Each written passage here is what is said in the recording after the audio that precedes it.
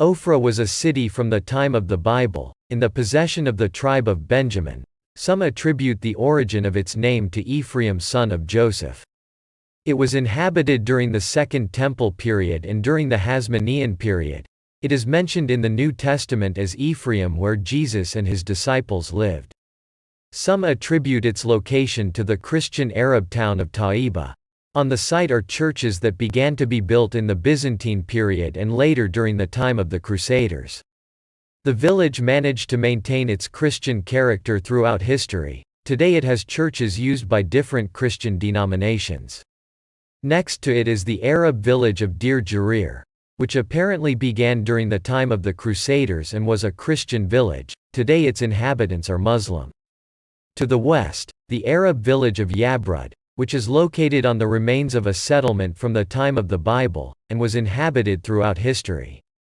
In the place of an ancient high place of worship, with a southern mish tree, which is sacred to Muslims who attribute protective virtues to it. Some interpret the name Yabrud as hail, meaning a cold place.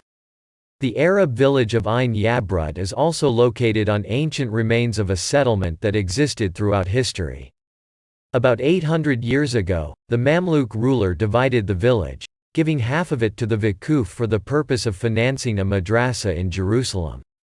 Between Yabrud and Ain Yabrud is the ruin of Kafar Anna, which is attributed to the biblical village of Amona and contains Crusader remains.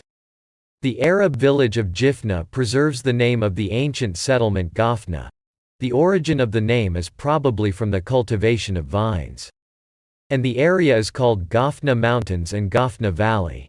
In the days of the Second Temple it was an important city. In the time of the Romans it was a priestly city. Its inhabitants were sold into slavery and later freed.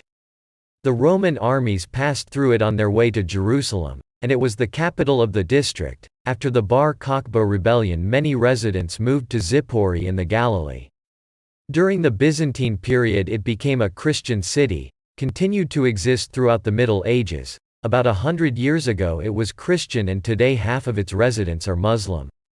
The Arab village of Ain Sinai is located on ancient ruins. At the beginning of the 20th century, the Shurtuk family settled there and abandoned it after a short time.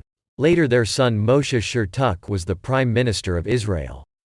In the Arab village of Dora al-Kra, remains from the Roman period were discovered with an ancient irrigation system.